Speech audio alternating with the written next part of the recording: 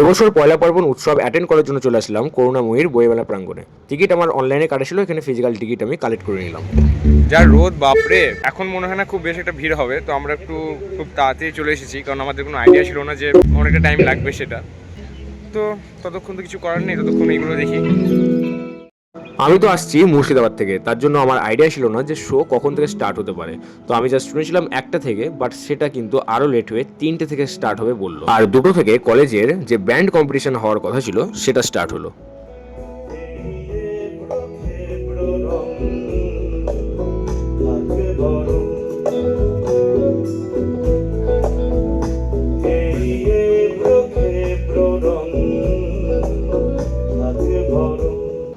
বড় বড় আর্টিস্টরা like Chandrabindu, cactus, এনারাও কিন্তু পারফর্ম করবে। তো অলরেডি আগের দিন ফসিলস পারফর্ম করে গিয়েছিল, বাট সেটা যে প্রায় 6টা-7টার দিকে স্টার্ট হবে সেটা আমার জানা ছিল না। এখনও যেহেতু অনেকটা দেরি, তার জন্য আশেপাশের যে হ্যান্ডমেড স্টলগুলো ছিল সেগুলো আমি ক্যাপচার করতে লাগলাম। সাথে ছিল অনেক ভ্যারাইটির ফাস্টফুড স্টল, যেটা ছিল এখানকার মেন অ্যাট্রাকশন। আর সবথেকে ইন্টারেস্টিং পার্ট কি জানো, এখানকার সমস্ত এই রিনাউন্ড ফাস্টফুড স্টলগুলোতে অনেক অফার কিন্তু দেওয়া হচ্ছে, যে অফারগুলো তোমরা অ্যাপ্লাই করে অনেক কম প্রাইসে খেতে পারবে। আর প্রত্যেকটা ফাস্টফুড স্টলই হচ্ছে রিনাউন্ড, অর্থাৎ পপুলার। আমি এখন একটি স্টলে আসলাম যার নাম মুড়ি ঘন্ট। খেয়ে নিয়ে ফিডব্যাক দাও, তাহলে বেটার হবে। হ্যাঁ, আমি প্রাইসগুলো দেখিনি আগে।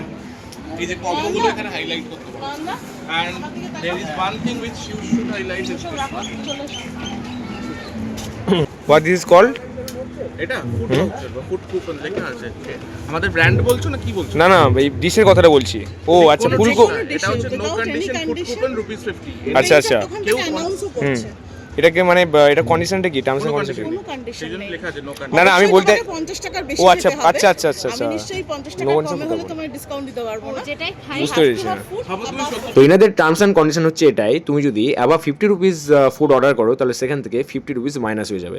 তার জন্য আমরা অর্ডার করে নিলাম গন্ধরাজ চিকেন, তার সঙ্গে ছিল পোলাও। তো এটা কিন্তু দেখতে খুব টেস্টি লাগছিল, যার প্রাইস ছিল 150 টাকা।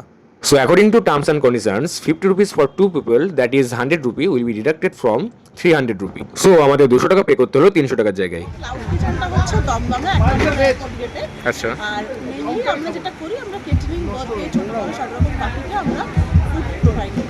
তো সিমিলারলি আমি কিন্তু আরও অনেক এরকম ফাস্টফুড দোকান খুঁজে পেলাম যেখানে কিন্তু এরকম কম্বো দিচ্ছিল খুব অ্যাফোর্ডেবল প্রাইসে। যেমন এখানে বাসন্তী পোলাও এবং চিকেন কষা 3 পিস মাত্র 100 রুপি। এখানে সব ধরনের খাবারই তোমরা পেয়ে যাবে, চা থেকে শুরু করে মটন সিঙ্গারা অবধি। ইয়েস, মটন সিঙ্গারা, এটা একটু ইউনিক ছিল। এছাড়াও এখানে অনেক ধরনের আইটেমই কিন্তু ছিল, বাট আমার মটন সিঙ্গারাটাই একটু ইউনিক লাগলো। বাট আমি মটন খাই না, তার জন্য এখান থেকে চুপচাপ বেরিয়ে পড়লাম। মটন লাভারও অবশ্যই অ্যাট্রাক্টেড হবে। তারপর আমি চলে আসলাম কিমা বনে। এখানে তোমরা অনেক ধরনের কেক এবং বিস্কুট পেয়ে যাবে, যেগুলো কিন্তু অনেকটাই ইউনিক, মানে সচরাচর কিন্তু সব জায়গায় পাওয়া যায় না। তো এখানে আমি একটা বিস্কুট দেখলাম যেটা ছিল পিনাট বাটার বিস্কুট, যেটা কিন্তু দেখতে এবং খেতে দুটোই সুন্দর ছিল।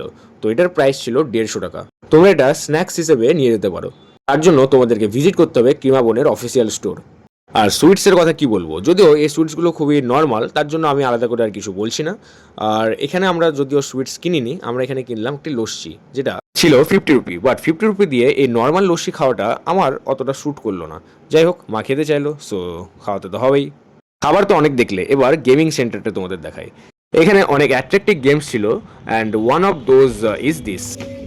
কি করতে হবে, বলটাকে বের করতে হবে নাকি, এটাই টাস্ক? বল, ও আচ্ছা, ওইদিকে যে গোলটা দিতে হবে, তাই তো? আচ্ছা আচ্ছা, আচ্ছা ফাইন ফাইন। ঠিক আছে, ইন্টারেস্টিং আছে তো।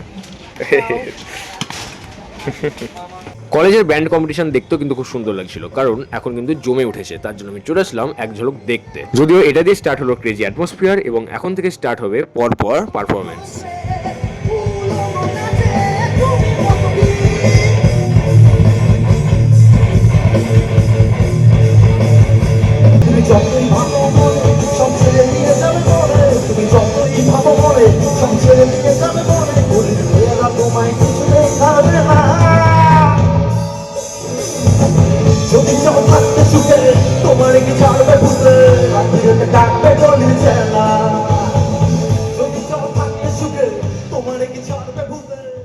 পারফরমেন্স তো চলতেই থাকবে, বাট এগুলো কিন্তু মিস করা একদমই উচিত নয়। এখানে হচ্ছে ড্রয়িং কম্পিটিশন, প্রত্যেকটা প্রতিভাকে এখানে গুরুত্ব দেওয়া হচ্ছে। তার মিডিলে একটি ছোট মঞ্চ তৈরি করা হয়েছে, যেখানে কিছু রিনাউন্ড স্কুল থেকে স্টুডেন্টরা পারফর্ম করবে, যেগুলো অবশ্য কলকাতার মধ্যেই। তো তাদের মধ্যে একটি হচ্ছে এইটি।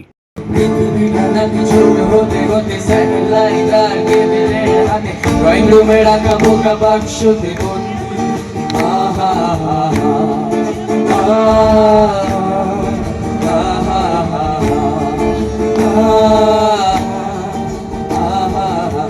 গেমিং সেন্টারের মধ্যে থাকা বাকি গেমগুলো এখন তোমরা দেখে নাও এক ঝলকে। এগুলো দেখলে তোমরা বুঝতে পারবে যে এগুলো কিভাবে খেলতে হয়। এই গেমটার বৈশিষ্ট্য হচ্ছে এই ফাঁকা অংশটি নিয়ে তোমাকে রডটাকে পার করতে হবে, বাট যদি কোনোভাবে টাচ করে যায় একটু অংশ, তাহলেই এখানে একটি শব্দ বেজে উঠবে, যার মানে তুমি এলিমিনেটেড।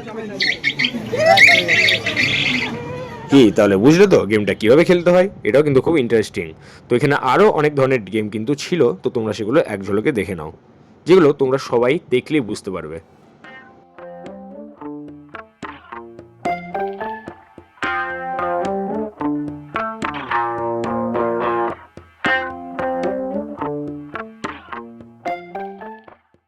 নেক্সট হচ্ছে এই রিংগুলোকে এই ডামিটার যে সিং আছে সেই সিংয়ের মধ্যে ফেলতে হবে।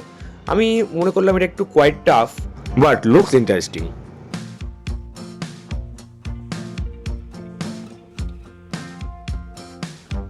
এখানে অনেক গার্মেন্টসের স্টোরও বসেছে, যেগুলো তোমরা এক ঝলকে দেখে নাও, যেমন sari, churidar, lehenga etcetera. But specially মানুষজন বেশি ভিড় জমাচ্ছিল অর্নামেন্টসের স্টোরগুলিতে। তো যত টাইম এগোচ্ছে এবং সন্ধ্যা নামছে, তত মানুষের ভিড় কিন্তু বাড়ছে, আর এখন থেকেই বেশি ভালো লাগবে। বাট আমার কিছু করার নেই, আমাকে তো বাড়ি ফিরে যেতে হবে তাড়াতাড়ি।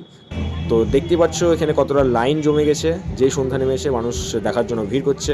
বাট এই টাইমে আমাকে চলে আসতে হলো, কিছু করার আছে বলো, কারণ আমার বাড়ি তো মুর্শিদাবাদ। সো আমাকে এটা মিস করতে হলো।